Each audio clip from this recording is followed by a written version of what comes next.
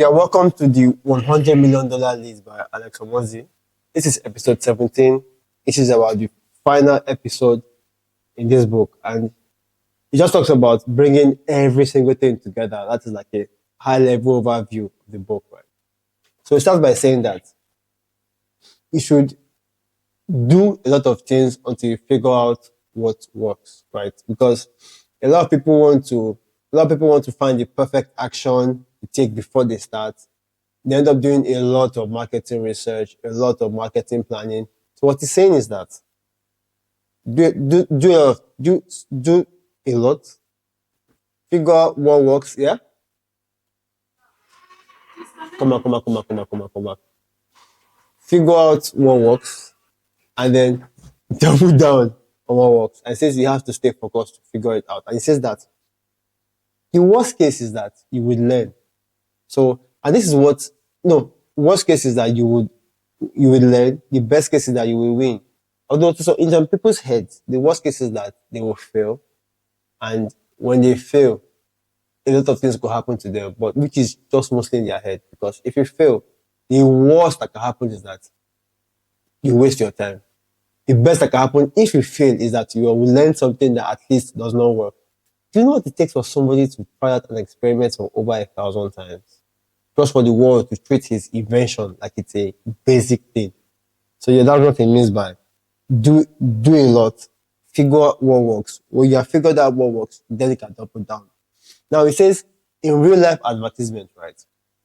That people might ask, okay, well, if I want to reach my goal, what should I target? How many outreach should I do per day? And if you're familiar with this journey, it's about 100 per day.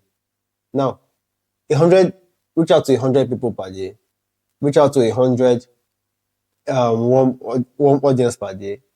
Spend 100 minutes creating content per day. So the entire point is when you give somebody a target of 100, right? It's not like he's telling you to do 100 and then you give up. No. The whole idea is that you need something for your mind to stretch your mind towards achieving. So, for example, if you reach out to 100 people, right, for 5 days a week, that is 500 per week. For a month, that's probably about 2,000 people per month. You would have figured something out along the way. Now, he says that the most elite entrepreneurs, they won't even do 100. They'll do what is called open to the goal. So that means that they're doing 300, 400. They're just doing things until, what's that word? Until they hit the goal. That's why it is called open to goal. They're open to a very large number. But I don't necessarily take this approach because, to be very, very frank, if you don't have a number you're targeting in your mind, what is end up going to happen is that you just do a number that feels stressful, but at the same time, it feels stressful, but at the same time, justified. So I don't believe in open to go. I believe in having a set target and seeing a need to adjust the target as time proceeds. So he says that in his own case, right? His own case is simple. He doesn't have a morning routine. He wakes up in the morning, he goes right into work, and then anything that involves him and other people comes in the afternoon. This is a very smart move here because basically, if you're familiar with this idea of entering into flow, when he gets into flow, like he can work for 4 hours, 4 to 8 hours, then in the afternoon, he gives room for meetings, things that don't involve only him, which is what I'm trying to do, but I don't think that is going to work for me in terms of I'm somebody who likes to work, rest, go out, play, take a walk and everything. So, and he says there's no magic to waking up early, right? Now people want to know, how should I wake up early? Well, try sleeping early. You don't have to wake up early and be grumpy. Nope. Sleep earlier. A lot of people are just mostly awake, not because they have anything important they are doing. In short, a lot of them are just mindlessly scrolling just to stay awake. So, just set your daily goals accordingly. Then get your most ROI task out the way, which is what I believe. Get your most important task out the way. Then it says that it gives a checklist of about 5 steps. The first step is to know what type of lead engaging activity are you doing. Are you trying to get customers? Are you trying to get affiliates? Are you trying to get partnerships? Step two is pick the role of 100 or the open to go role. Now, I can always say why I don't like this idea of being open to go. At the gym today, right? Something interesting happened. So I saw this trainer, right, putting his clients through a certain workout where they had to squat low. Some were squatting low, some would squat low. After like 2 or 3 reps, their squats become shitty, right? I'm like, hold on. Put a bench there. They put a bench, and all of a sudden, every single one of them had to touch the bench to count it as a single rep. Now that caused them to actually squat. But he did not come to his knowledge simply because, well, I agree that he was doing his other thing. That is why some dude wants me to be his personal trainer. Then, but the idea is having something your mind works towards makes it 10 times or if not 100 times more powerful than it's just being there for the sake of just whiling away time. It says now, fill out what is called your activity, your daily action. So either you're doing 100 outreach or you're doing about, and also you're just doing until you feel like you have hit something.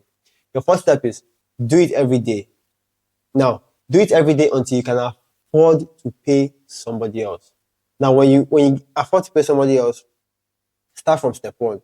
Make your employee, make the what do you call it? Make the employee or the new partner you have brought into your sales process. Start again, figure out what works, work hard, give them a goal, give them a checklist, and they will give you results. So it says structure your day to make success as much as possible. Create and commit to this idea of the one advertising checklist. What that means is that your checklist contains things like how many outreach are you going to do? Um, how many outreach are you going to do? What platforms? Who is it for? What do you expect? Things like that. Basically, know the checklist. And I think this is what I'll be doing next year. I have like a notepad here. I just take it up to my monitor, which sometimes works, sometimes doesn't work. Now, Alex Hormozi ends the book with bringing everything together, right? Where he tells you level one, level two, level three. Like for example, level one is you have a business, you have a product that you feel is so good. It's so good that you are going about telling your friends about the product. Now, that is level one. And the action there is mostly reaching out to people that already know you. The second step is you what do you call it? You let everybody know about your stuff. That is most likely social media content. You are posting things, you are basically giving out value. And then the third level is now your employees, you get some money, right? And your employees help you to do a bulk of the advertising. So you have maximized your own input. And this is best done after you have maximized your input. So you know what works and what doesn't work. You can give perspectives that others cannot give. And then I can always say, being a generalist, right, in today's age is very important, precisely if you know how everything comes together. Now, level four is that your product is very, very good. It is beginning to give you referrals from customers. People heavily underestimate the power of referrals from customers. They buy into this idea that okay, since I've already made the purchase from you already, I might as well. Well, you have already made the purchase to me already. You might as well not care about what happens next. It says, and this comes from having one proper value, two, having enough goodwill in your capacity. Step five is advertise in more places and in more ways with more people. This is where you have your agencies, your partners, your affiliates, right? You are giving them a piece of your product for them to sell, hoping that as they're doing that, they're getting you more leads. And six is hire killers, where you are bringing executives, people who can help you create, at this moment, for you to get these guys, it means that there's a form of system that is already playing out already. And that he wants people, executives, quote unquote, who would go in there and make the system operate much more effectively than what it's doing now. So it says you should hire an experienced not on potential, because we have this idea of, okay, oh, this person is about what has the person done versus what can the person do. Because there are sometimes where you give an answer to a question. Because of that answer, you are completely, I would say, missed out on life. So, when you're operating based on what you're doing, yes, that person might have a conservative mindset. That is quite alright. It happens. Hold on. But the worst is, sorry, hold on. Oh, sure. So hiring a managing system is a very complex task. We have a lot of people to manage, from call centers down to team success stories and whatnot. So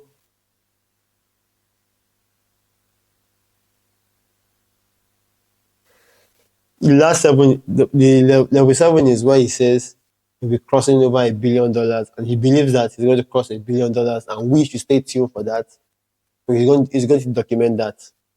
Says, and the last point is, real business is very, very messy. It takes a lot of audience, lead magnets, methods, and platforms to work best. You only find out what works if you try.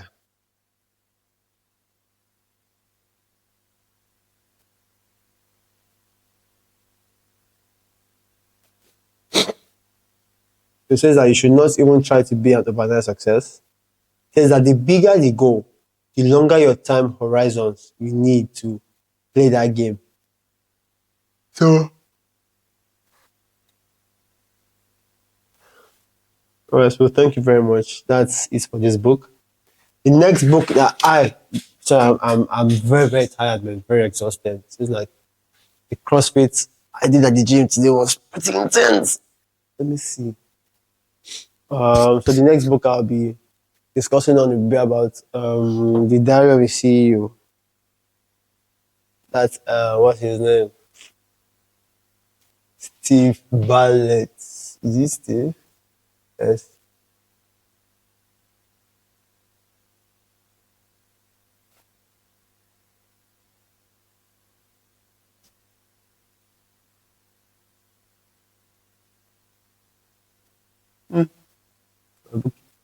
It's like a book of mine is missing.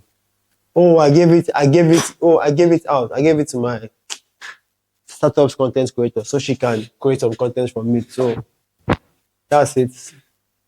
I really hope this content I created, this series serves you.